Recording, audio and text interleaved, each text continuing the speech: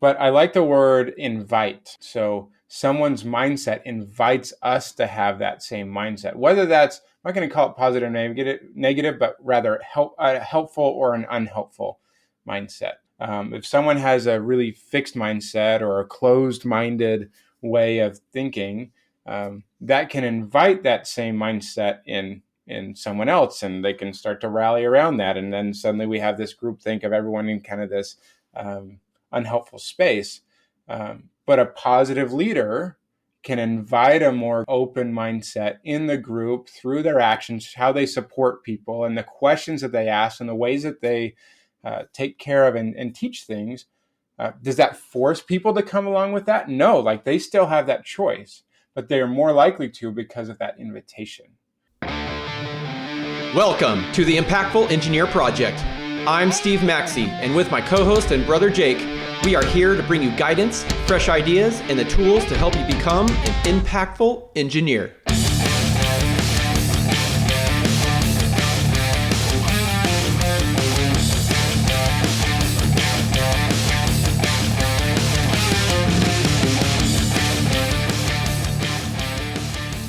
Welcome to another episode of the Impactful Engineer.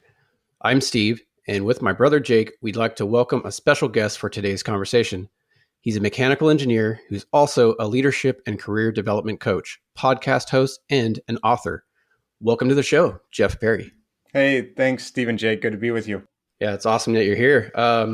So I'd like to dive right into why you became an engineer and kind of give us the backstory of, from school to where you're at right now. Yeah, we'll see if we can make this fairly quick and interesting. Anyway, nothing too exciting early on, but like a lot of people eventually become engineers. I was interested and pretty good at math and science stuff, and so but didn't like just doing that stuff just for the sake of it. And so people along the way planted like, oh, maybe engineering's the way. It's like, oh, that's a cool way to like apply this stuff to cool things you get to make. So I think I decided in ninth grade that I wanted to be a mechanical engineer, and never changed that idea or majors or anything. Like I knew that. I did at some time recognize that I was maybe a little more social than the stereotypical engineer. And so like I love being around people. And so I thought, oh, maybe there's a business aspect to what I'll do in the future, maybe get an MBA or work on the business side of engineering or something. So some of that stuff was planted in early too.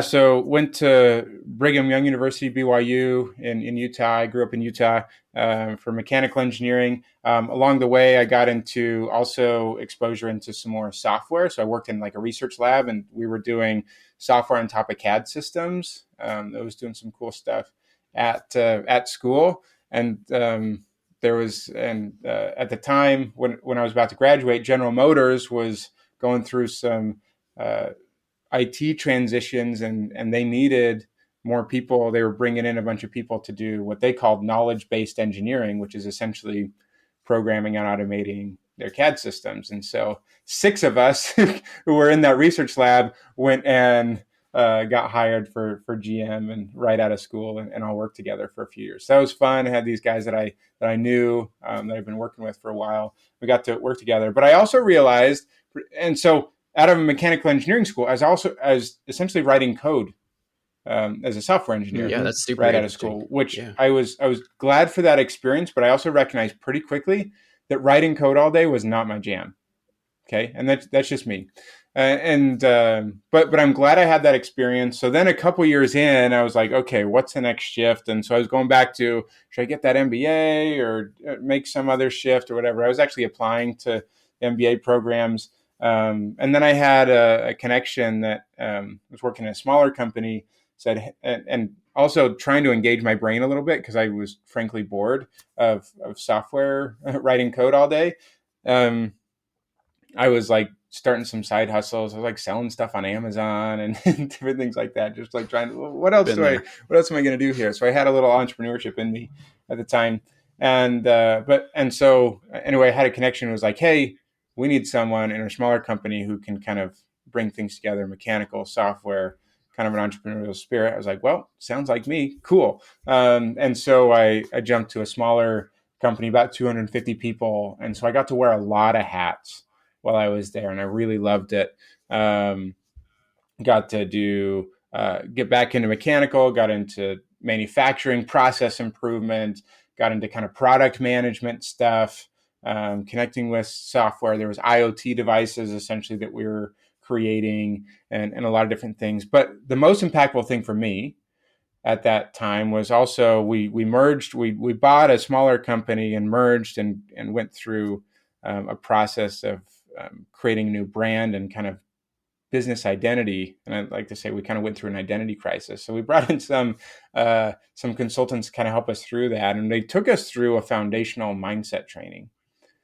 Mm. And I was part of the leadership team that went through that first round, and that was impactful enough for me and for the group that we said, okay, how do we do this more broadly? And I raised my hand, and they had a way that you can kind of do a train the trainer thing. I was like, I would love to do that and be a part of bringing this training to the whole rest of the company. So over the course of the next year, I ran workshops for the whole rest of the company on shifting our mindset and creating a culture of understanding and things like that. And so, and that shifted my understanding of where I found my most joy and value in my career. Because I loved the technical stuff that I was doing and engineering leadership, but when I was really working on the human element and the people, those were the days that I look forward to more than anything else.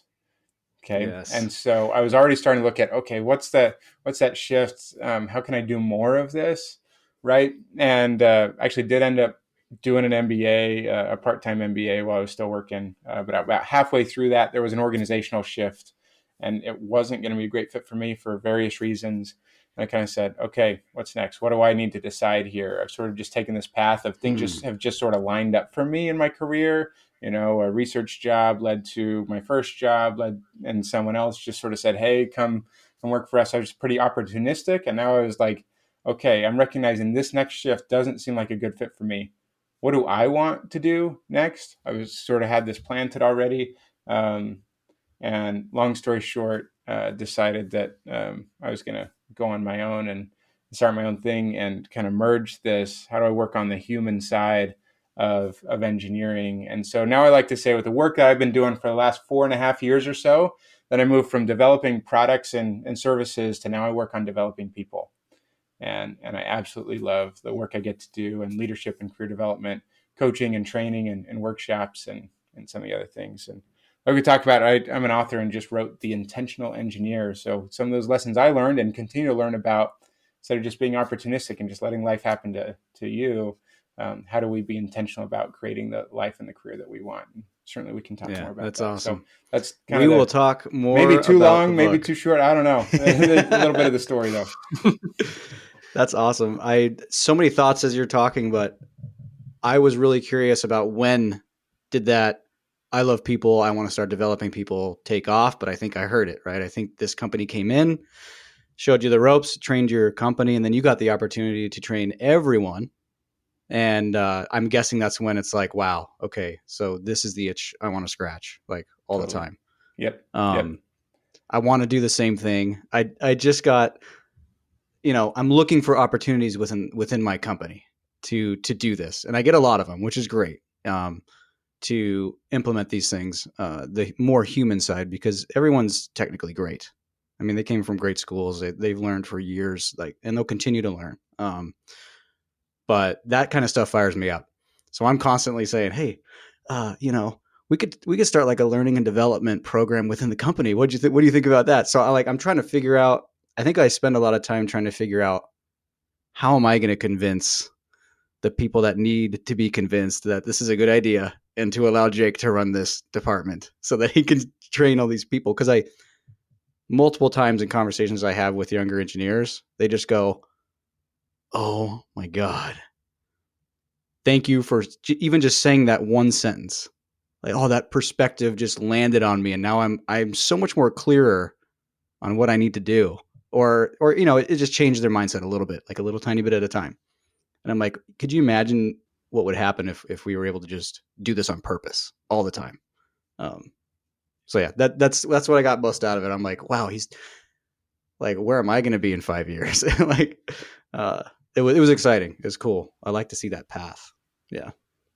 Yeah, before that company came and gave that training, did you have a more of a fixed mindset, or did you already have a more of a growth minded type perspective? Yeah, I was pretty. I mean, we all have some of both in us, right? But I'd say I was definitely more on the fixed mindset than I am now. And their mindset approach wasn't specifically on fixed versus growth, although they connected to it. They had a different thing they call inward or outward. Outward is called the Arbinger Institute. We can talk about them, some of the principles there if we want to. But like just for example, on the fixed growth mindset, right? So we talked about my early days. I was pretty good at math and science and stuff, like some natural tendencies towards that. Um, I didn't have natural tendencies towards things that I dubbed creative or certainly subjective, right? And so even in my early school days, I actively avoided anything that I thought was not objective, that someone just their opinion was going to grade me or something like that. So writing, art, stuff like this. I liked music, but that also had some structure to it. But I mean, I shunned that stuff as much as possible and did just what I had to do to make the grade and get by and nothing more. Right. And I took that for a long time. I said, I'm good at this stuff. I am not good at that stuff. And that was a fixed mindset that I took for a lot of years. Right. Obviously, some of that has changed. I've been writing a lot. I wrote a freaking book, and so Mm-hmm. my feelings about my ability to grow as a writer, and among other things, has changed over the last few years as I've kind of been diving into this stuff more. But that was certainly a catalyst uh, there for sure. Hey, my fellow impactful engineers. If there's one thing that you could do to help out this community, it's to keep listening to the podcast, but also that if you found value in it, to share it with one person, give us a 5-star review, or even leave a text review. It'll only take a few seconds of your time. Find that person that you think could enjoy some of this or learn from it, and pass on the good word. Now back to the show. I want to share one of mine, and then Steve, I think you can share yours. So when I was growing up, I was very much, I'm going to do everything myself, and I'm going to do it alone. I'm going to be quiet. I'm only going to listen, and I'm going to do things myself. And I was kind of like in the background. I didn't want to ruffle anyone's feathers, so I was very quiet. Um, it's kind of the opposite now. I'm very loud. I'm I'm diving into this like as many people as I can get around me as possible to discuss things. I want to learn from other people. I don't want to do things on my own. And before I kind of came back to a more centered version between being ultimately quiet and outwardly loud, I was pinning the other end of it really hard. Right. So I went from like really quiet, shot up to this like in your face thing. And then I'm kind of like coming back. So that's where I spent most of my time as a kid. I was big into music. And that might be where I had my outlet performing with other people. But that was pretty much it. But Steve, growing up, what was how did you surround you? Were you quiet, loud, excited? Um, a good couple words is master manipulator, maybe. uh, the oldest of six boys, I definitely had my way of influencing the younger Your brothers. recruitment ability was awesome. Yes, I I can get anyone to do anything I wanted, for better or worse, mostly worse. But um, before I went to school, I was in sales. I was very outward, helping people find solutions, stuff like that. And and then going through school, kind of went the opposite direction that Jake did. Kind of got humbled by, oh, there's so many more people around that are way smarter than I am, and then kind of going through that process of I need to make sure I'm thinking about what I'm saying before I make myself sound like an idiot. And so it complete 180 and was completely introverted and very quiet and just kind of put my head down in the beginning of my career, and then now I've been going back upward, and it's kind of like the exact opposite of what Jake's been doing. It's really interesting. Yeah, I just want to like kind of tie it to mindset. Like you can change Yeah, your mindset, and then maybe you're going to overshoot a little bit, but then you'll come back. But you can make that change. Like I didn't have to stay the quiet, reserved, do it all myself guy forever. You yeah, get to change. So that's kind of the point I wanted to make. But it's interesting to see we were opposites, now crossing paths, kind of. But yeah. yeah. So you wrote a book.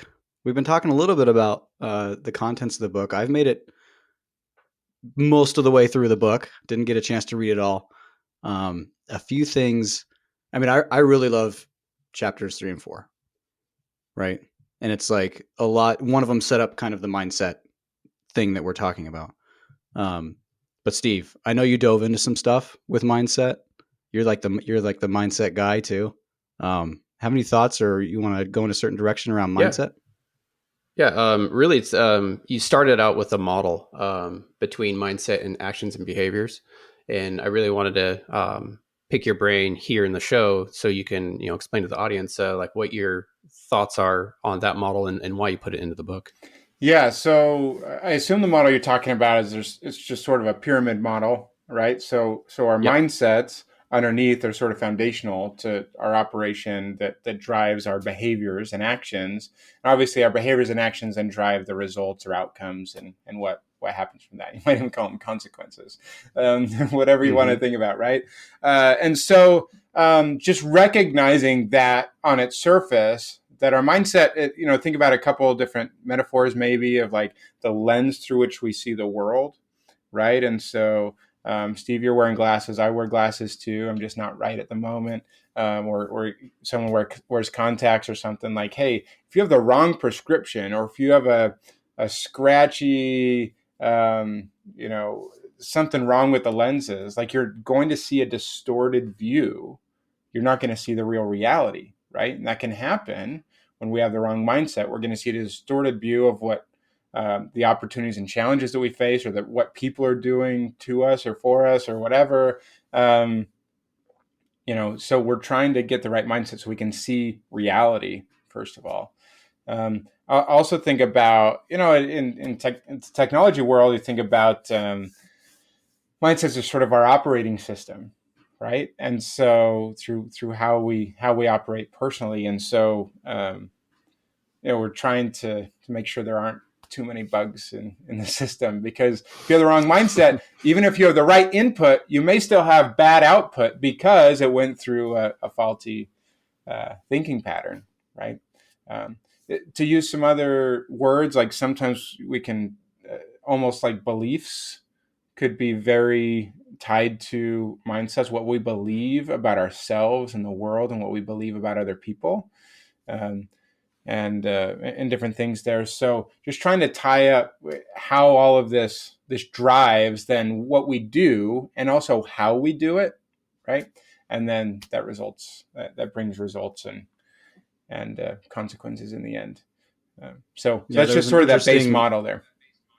Yeah, and there was an interesting part where it was like, hey, we can't take the top part of this pyramid or this shape, right, which is our behaviors, and then move it. And then our mindset is still over here because all of our actions won't lead to the results we want because we're going to be slowly pulled back over to our old mindset, right? So this truly is that foundation that the results and behaviors follow that mindset. Right. So, Well, and whenever there's something that we as individuals or as teams or organizations want to change, that's the typical way we go about it, right? We prescribe, okay, here's what we're doing now. What do we need to do differently? And we only focus on what do we need to do differently? And that's mm, not all bad, right? We do need to identify that, right? But we also need to at least address that if we're only prescribing behaviors, we're not really looking at the root cause of what's underneath. And individually, we would call that mindset. In an organization, we might call that culture. Culture drives the collective system and actions and process that leads to the collective results, right? But like, what's at the root here? What needs to shift? And as we work on shifting the behaviors, um, we need to be shifting our belief and our buy-in and our thinking around what is the right way to go as well. Because if you kind of leave the mindsets back, like you said, Jake, like, and we just try and shift behaviors, well, it's just going to pull us right back to where we were before. Yeah. Yeah, I think the behaviors could be used, like if you change it first before the mindset, as your path to prove that if you shift your mindset, we can have different results, right? So you do these new behaviors, and it shows the success that you can have with those behaviors, and then now you can get people more bought into the vision of changing that culture or the mindset to continue to do those. I think a good analogy is like fitness, right? You can go to the gym a bunch, you can work out, you can lose weight, gain strength, etc. But if you don't shift your lifestyle and your mindset in general of always wanting to live healthy, eat right, exercise, etc., you will regress, right? You will gain weight, you will lose muscle mass, etc. But if you shift, you have to do the actions to get the proof before you will move your mindset over. Totally. And so even as we change the behaviors, we're doing that mindfully and recognizing what's actually changing. What is the result? We're not just doing it, hoping everything works out well, but we have to mindfully be thinking and noticing and looking for what's changing. And so that's part of the, at least one process that I introduce in the book on that process of shifting mindsets. We can talk more about that as we take some of those actions. How are we doing that and recognizing how maybe some of those things that we believe, those mindsets we were holding, were just unhelpful and untrue. And that starts to shift our firm hold on those beliefs we used to have. Yeah. As you start to take those new actions and implement those new behaviors, like do yourself a favor and shed that, 2-ton anchor that you have tied to yourself. Just turn around and go, hey, what's that doing there? And just get rid of it, right? Try to get your mindset to come back. I used to, actually, it's pretty recently, but, last 5 years or something. I would always think that I had the new behavior, the action, the thing to repair whatever we thought was going wrong or was bad, right? And so I'd dig into that all the time. And it's just like, and not a lot would change if you stayed with it and you talked about it every day and monitored and micromanaged and said, hey, do this new thing always, all the time, or change your behavior, or hey, don't do that. Like maybe short term, right? But I've learned recently or since then to jump out of the weeds. That would be being in the weeds. Jump out of the weeds. Start talking about the underpinning of mindset that you need to adopt and change to be able to carry those new behaviors. It's been a big help in my career, and also just for the team in general, to talk about those things and focus on those. So, hey everyone, if this discussion brings up additional questions to the forefront of your mind, I encourage you to head over to impactfulengineer.com and sign up for our newsletter with your question. We may answer your inquiry directly on the podcast or even ask our guests to get their insight. If you're just enjoying the episode and want to make sure you never miss additional impactful content, you can still sign up for the newsletter without a question. And as always, you can reach out and follow us on LinkedIn under The Impactful Engineer. So what do you think is the natural state of mindset?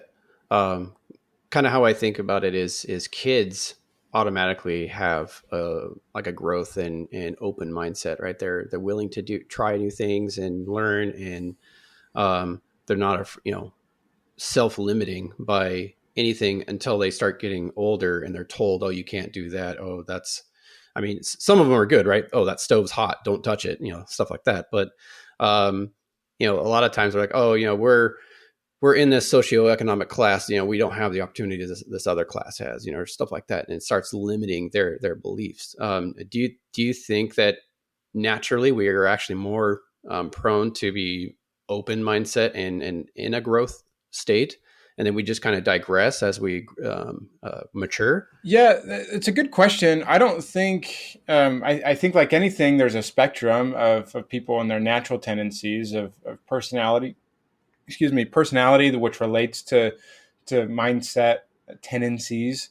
And then certainly, it's a nature versus nurture thing. Like what's the natural tendency, and then the nature and what people are telling us and our families or communities or schools or, all those different influences that work on us over time. And so the nurture piece, does it have to diminish over time? No, it doesn't have to. I mean, the nurture part could grow it. I hope that I'm working to build a more open and growth mindset with my 4 kids as they take things. And so some of those things, like, hey, they don't do something right, like, I can't do it, and I try and help change the language to, okay, I didn't do it this time, but I'm going to try again, and I'm going to learn how to do this, instead of just expecting that I'm just going to pick it up the first time and it's going to go great, right? So helping them recognize the learning process and the growth process, and to see the improvement along the way.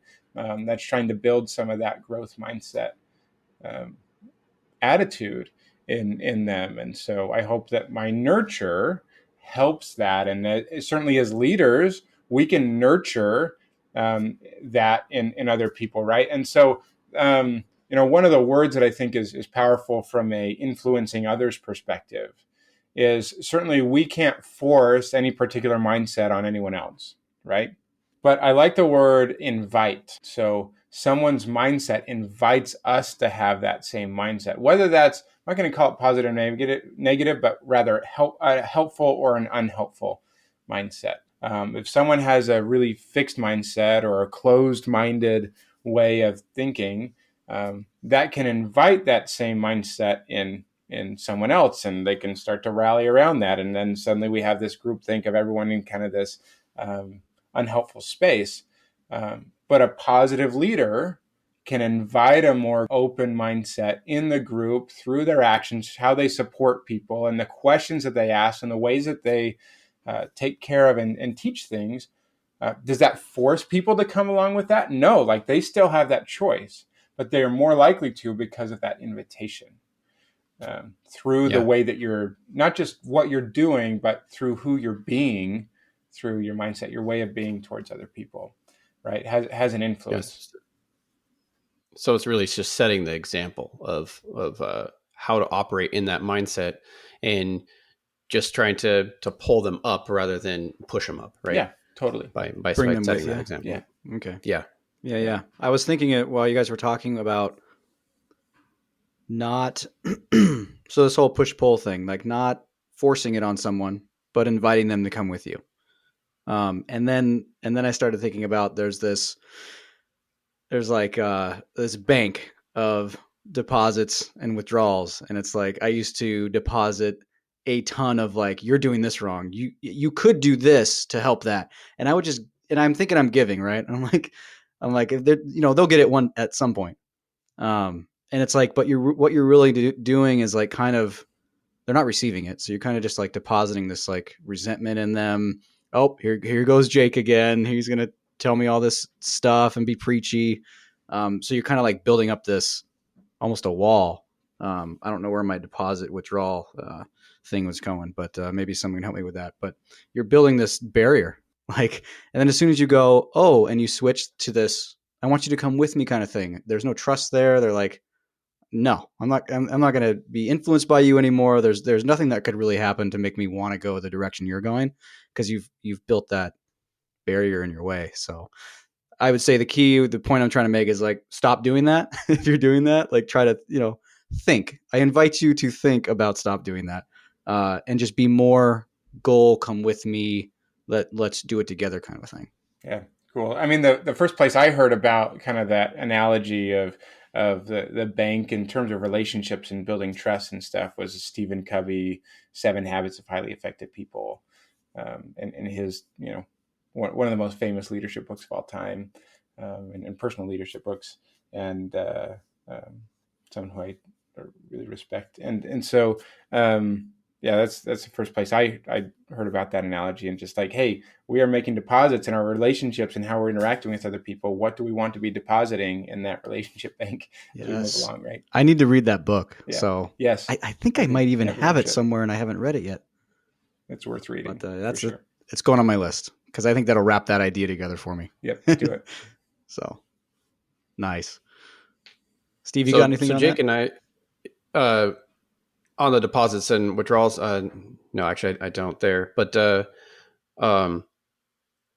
since Jake and I are only about halfway through the book, we haven't got to the second half of the book. Could you touch on maybe another concept that's later on that could really get some people interested? Yeah, so going back to kind of the whole theme of the book of being intentional, right? A whole lot of people, like I was talking about me, like are maybe just sort of in survival mode, or like I was for a long time, just opportunistic, just sort of taking the opportunities that are coming your way, which can be great if they're good opportunities and say, hey, I'm going to make the best decision I can with what's in front of me. But that shift um, around being more intentional, or another related word might be deliberate, around who do I want to become? What do I want to be when I grow up, and all that stuff? Getting clarity on that and making decisions, and then letting our actions be driven by that vision of the future that we're trying to create individually or collectively, it is a powerful shift to make. And so some of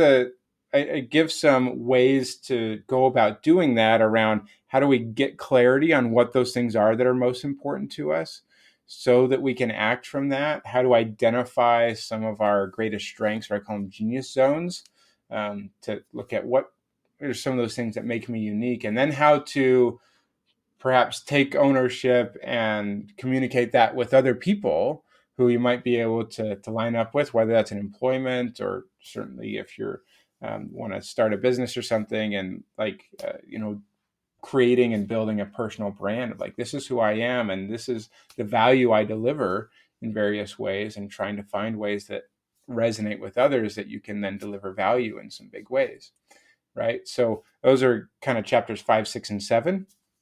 And then chapter 8 is kind of fun, just sort of like lessons around how do we put some of these into perspective and in our relationships in different ways. So it takes a kind of an interesting shift at the end to look at how do we give and receive feedback in effective ways.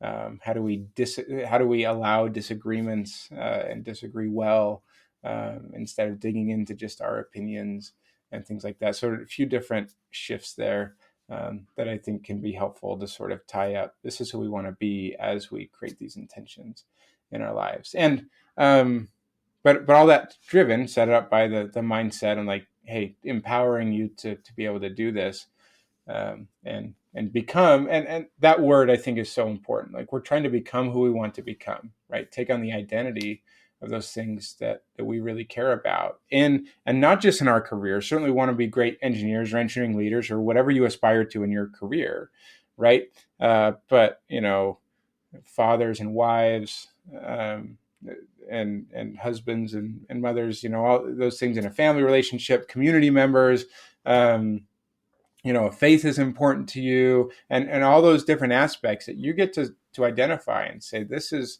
what's most important to me. How can I? And that's part of unlocking that potential within us, right? And that's really what I think is part of my personal purpose in life, is to shed light on the potential of other people and help them uncover that and see that for themselves, so that they can then unleash it to the world, individually and collectively. And I just love it when I get to see people sort of break out of this limiting shell that they're putting on themselves. It's one of the most beautiful things I get to see, and it's just an honor in the work that I get to do, and in my coaching and my training work, and what I sort of lit up with, those years ago when I was doing some of that training in my company at the time. I was like, there were some people that I got to work with that made some big shifts, and I was like, oh my gosh, that was so cool. That is more impactful than, hey, did we, at least in the joy that I feel, then, hey, did we improve this process by 10% or whatever, which is great. Like, let's do that. But when I see a human change, and I didn't do it, I just perhaps invited, and I get that front row seat to seeing them make those decisions, right? It's just an honor to be able to be a part of that. Yeah, because you're there encouraging them and kind of showing an example, but also just helping be a guide. But they're doing the work. Exactly. They're the ones taking the steps, doing the actions, and when you see them succeed, it is seriously one of the most rewarding things that I've had in my career, as I'm sure yours as well. I have this at my current job. There's someone I've been working with that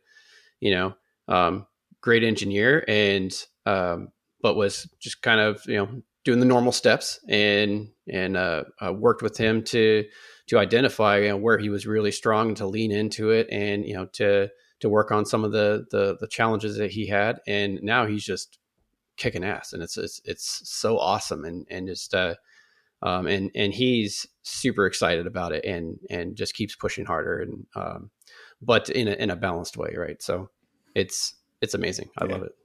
It's so fun. Oh yeah. So earlier you mentioned in your book of how to do things. So you actually include a workbook with your book.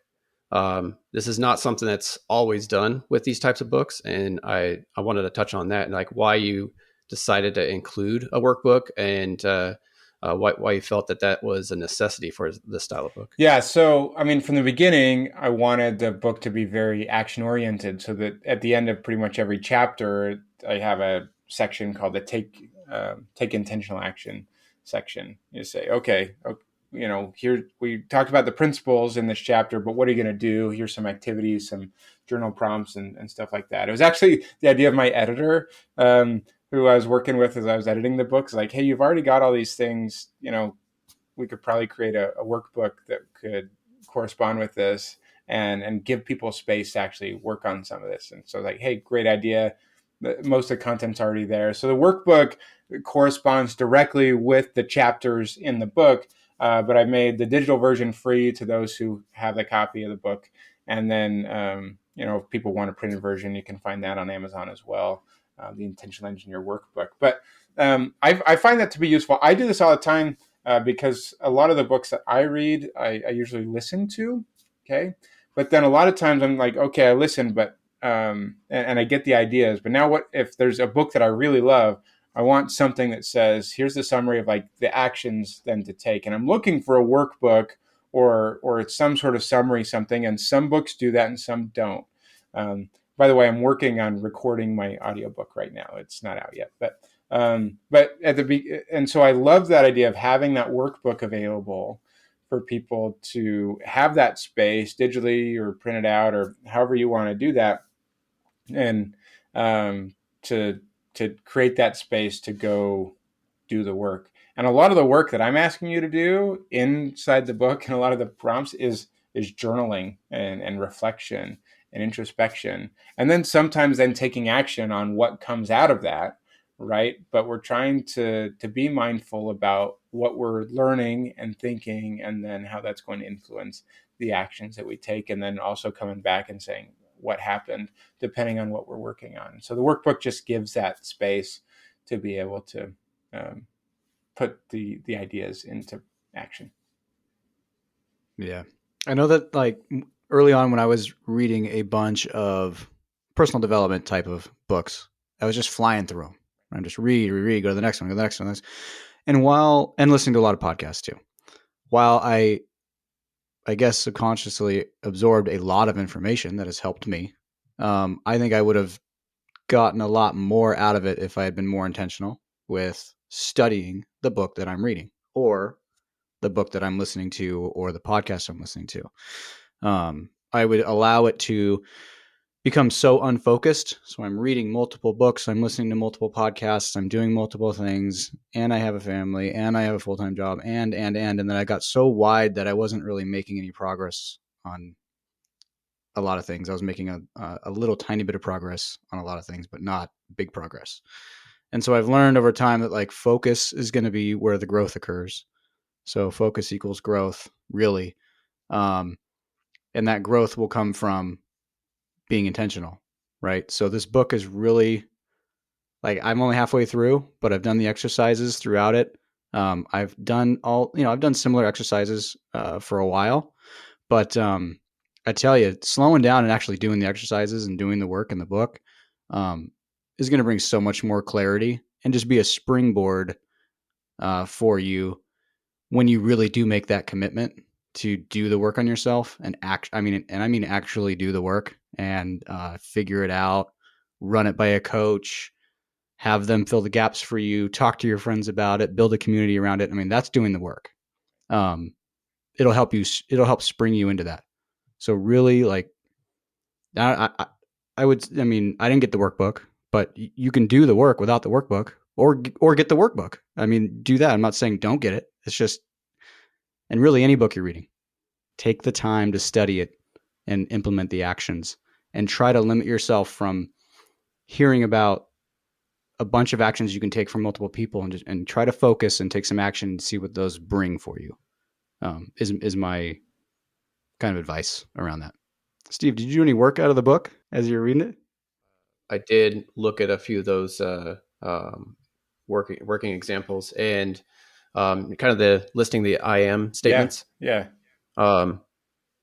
So Jeff, could you it, before we do that, Steve, could you set us up with what are these? What are these I am statements? What's the purpose? Yeah. So remember when we were talking about mindsets in general, we can also connect with the idea of like beliefs, right? So what are those things if you were to complete the sentence, I am blank, what are those things that you insert about yourself when you're thinking about you? So this is beliefs, mindsets that you hold about you.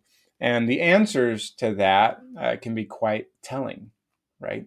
So just, we're talking about my own journey with the fixed mindset earlier. Like I would say, I am good at math and science, but I would also say I am not creative, right? Like that was part of my identity that I took on and what I believed about myself. Which, by the way, is not great for even doing great engineering work, because engineers have to be creative. It's not just plug it in the answer. So that's, even for engineers, we need to be thinking about that. But and so that's just one example. But the thing about these I am beliefs and how they drive, our behaviors then, and a lot of times those limiting beliefs are just plain lies, right? They're not true. They're certainly not helpful and don't put us in an empowered state.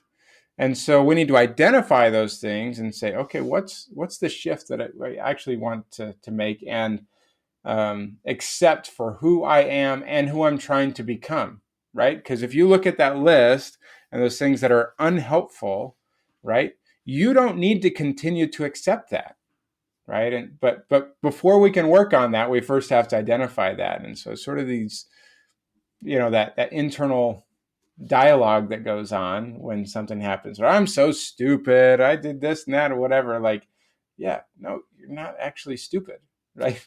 You can say, I'm smart, and it's okay to not know everything all the time, right?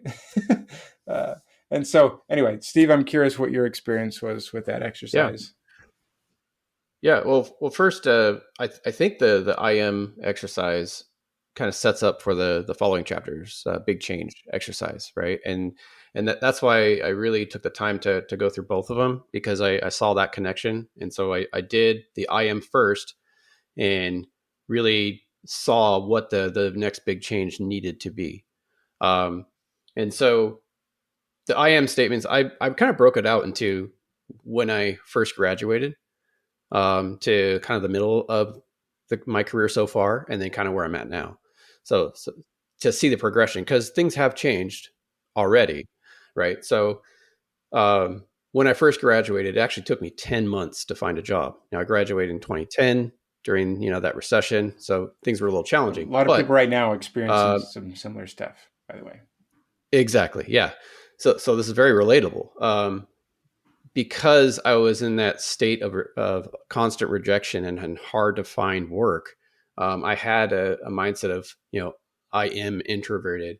I'm not as good as everyone else who graduated with me, because I saw other people getting jobs and not me, right?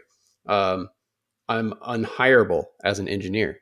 I thought, am I even going to ever be an engineer, because I'm not getting a job? And it's not for lack of trying. I was out, hitting the pavement, as they say, applying every day, doing interviews. I had a lot of interviews, but I just wasn't getting traction. Um, Obviously, I did, because I'm still here as an engineer. But in the middle of my career, at that point in time, my I am statements was like, I'm great at design, but I'm not great at communication. Um, I am right, and I have the best ideas, that is something that I latched onto hardcore. And it took me a while to get over that one. Yeah. Which, by the way, in totality isn't bad, right? But if you take it too far, there's nuance to ones like that, right? Yes. Like Yeah. I have good ideas is a good thing to hang on to, right? Like you want to believe that about yourself, but believing Yeah. that you always have to be right, Yeah. and seeing that in Yeah. black and white, and that means others are wrong, not unhelpful, right? And so anyway, just pointing out Yeah. the nuance there. Yeah, exactly. And the last one I had here was I am stuck as a design engineer. Like I'm stuck here because for the middle of my career, I was making roughly the same salary between 2 or 3 jobs. I wasn't progressing at all. It was just doing the same thing, right? I was just kind of stuck in a rut. And then I went through a mindset shift. Weird. And so the current I am statements is I am comfortable with being uncomfortable speaking to others. I am able to build rapport with anyone. I'm experienced and knowledgeable in my field, but give others priority. And I'm always learning how to be better. I love it. I love it. Those are great. Pretty good from being stuck, being unhireable. Yeah.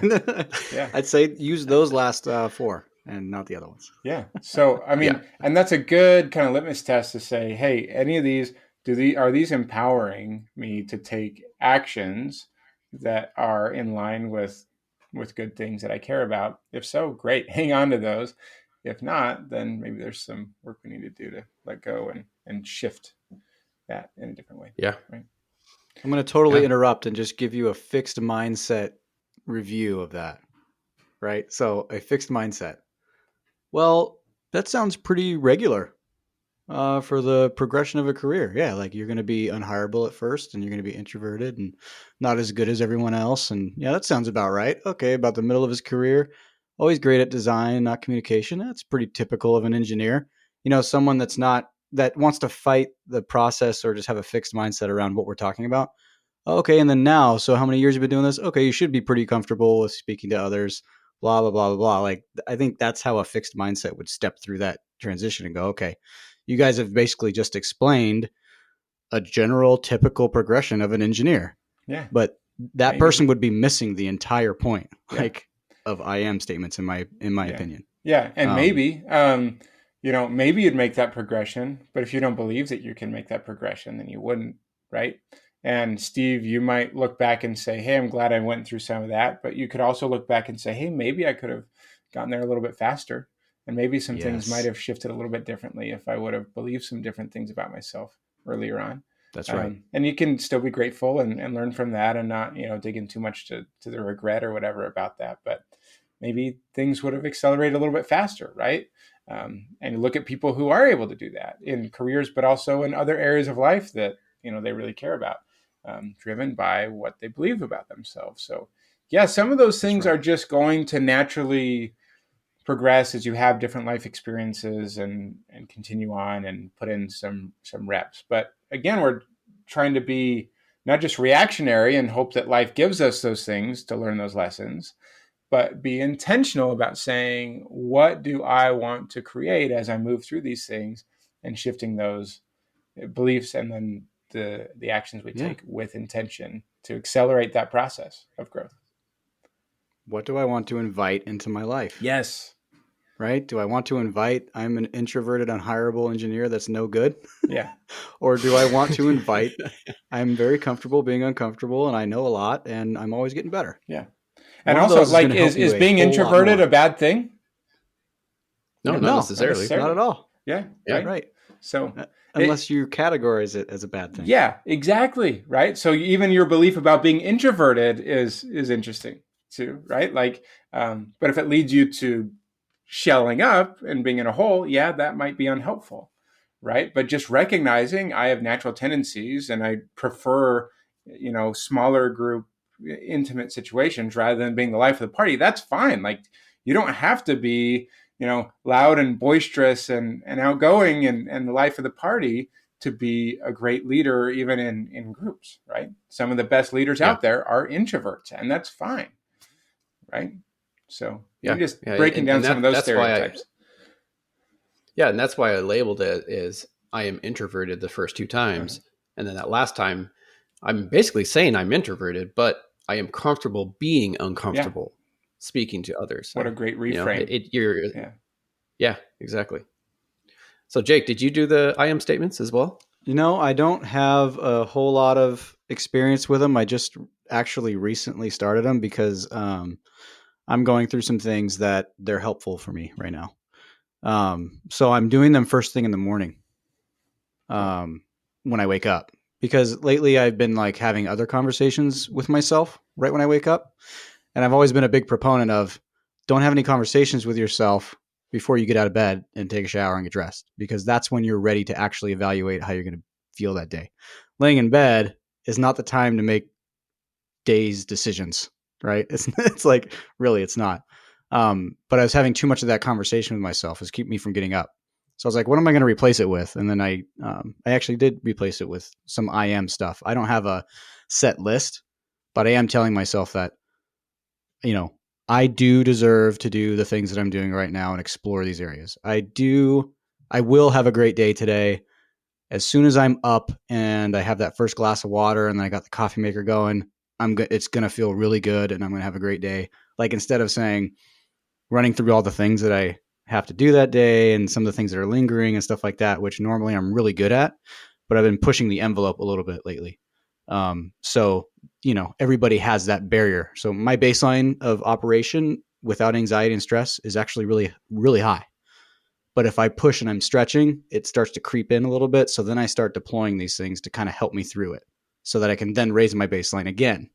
Because no matter where you're at, you're always going to have a certain level of activity that's going to make you stressed out.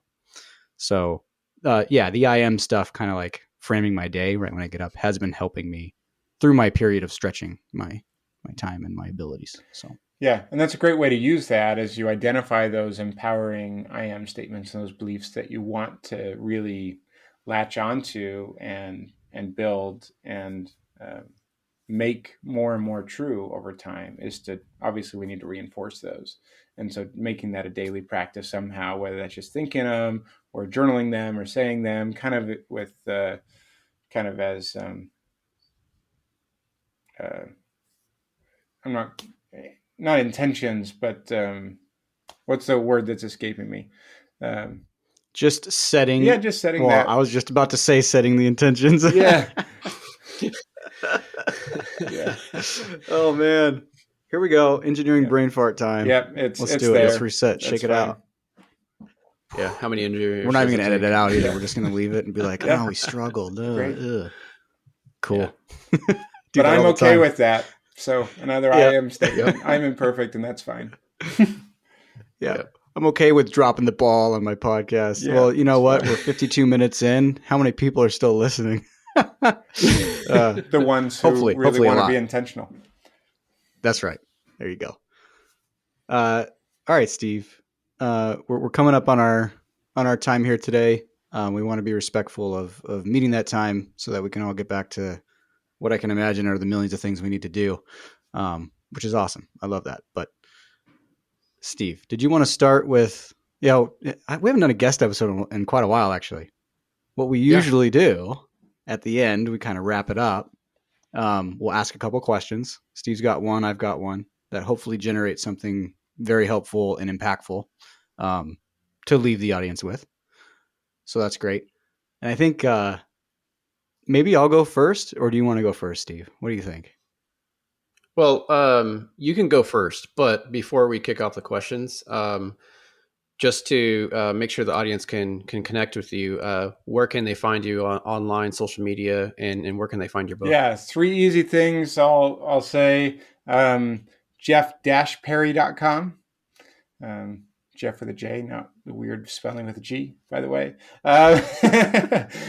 Jeff-Perry.com. TheIntentionalEngineer.com. You can find more information on the book and pick up the workbook and stuff as well there, and a link to Amazon. It's available on Amazon. And then Um, uh, social, like LinkedIn is pretty much the only place I hang out. So, but I'm pretty active there. If you connect with me or follow me or message me, I will respond as a human and get to you. So, I'd love to hear from you and hear what you have to say, and certainly talk about any ways I can help you individually or with your team or organization, and ways you're trying to build intentionality there. And working on some other things this year. I might even create an in-person retreat experience this year, which I'm excited about kicking around. So a number of different things I'm kicking around this year and things I'm doing. But yeah, those are the places. Oh, Yeah, and sorry to interrupt, Steve, but Jeff didn't mention there's a podcast that he's now the host of, the Engineering Career Coach podcast, which I started listening to multiple years ago with Anthony Fasano, and it was a really great, and it still is great since Jeff has taken over the reins. But that's another place to reach, the Engineering Career Coach podcast.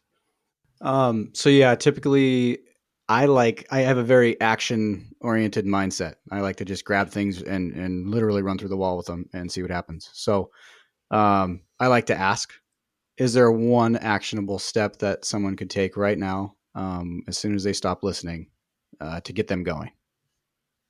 Yeah. So if I was going to give someone an action, is to first stop and be quiet for a second and take out a journal or a piece of paper and just free write about what they really care about, who they want to become. Certainly, there are structured questions that are in the book, but things like and here's in the introduction. Here's a few. What kind of person do you want to become? What's the next right action you can take? What do you want to be when you grow up? What impact do you want to leave on the world? What do you want others to remember you for? What characteristics or skills do you want to grow and improve? Just to take some action, to be quiet and set that intention, to then drive your next action that you're going to take to become those things. So take a little bit of That's time, really even just good. 5 or 10 minutes, and then be driven with intention to take your next action after that. Two things I'll add. One, just start writing, because some people will say, I can't think about what to write. Just start writing, even literally saying, I don't know what to write right now, but the sky is blue and I'm that. Just start writing and then start trying to come back. That was one thing that held me up for a long time. And then two, I would add one more thing, and that's to write down who you think can help you get to where you want to go or take the next step. Who can you talk to about these things that you wrote down that maybe you trust to cover them with you? And you can start by just saying, hey, I'm trying a new exercise, trying to do some self-discovery here. I wanted to run it by you and just see what you think. And they're probably sitting in your phone, call your mom, call your dad, whatever, brother, sister. Or certainly the three of us, I'm sure, would be willing to talk with someone and help someone. Absolutely. Yeah, That's 100% right. there. Yeah, and make sure you read it often, what you wrote down. Don't write it down and set it somewhere and forget. Make sure you reference it frequently so you can keep taking action on it. Nice. Excellent advice. Good action item. Yeah. All right, Steve, what do you got? So mine's more of a higher level, just kind of a mindset style question. So, Jeff, what does it mean to you to be an impactful engineer? Yeah. So you may have noticed that the word impactful shows up on the first page of chapter 1 of the book, and kind of one of my leading models, right? And so you guys probably like that.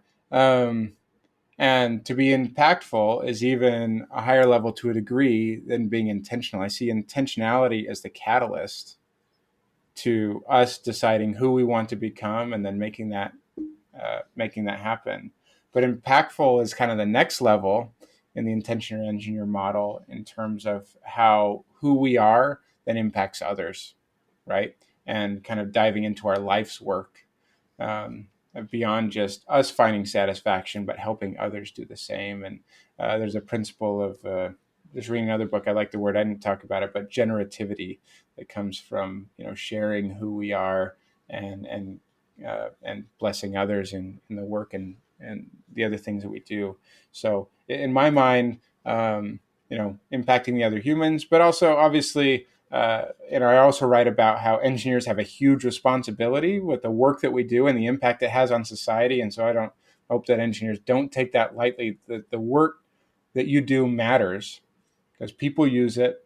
Sometimes it's hundreds, sometimes it's thousands, sometimes it's millions or billions, um, keeping people safe and making lives better. So the work you do matters. Do great work, and then be thinking about who are the humans on the other side that are going to be impacted by the work, the products, the services that you create, but also who you are in your everyday life and the impact you have on others.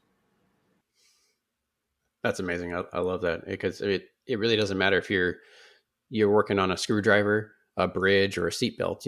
Everything's going to have a massive impact to society, and then the impact you have onto others. Your teammates, your family, etc. So that's awesome. I love it.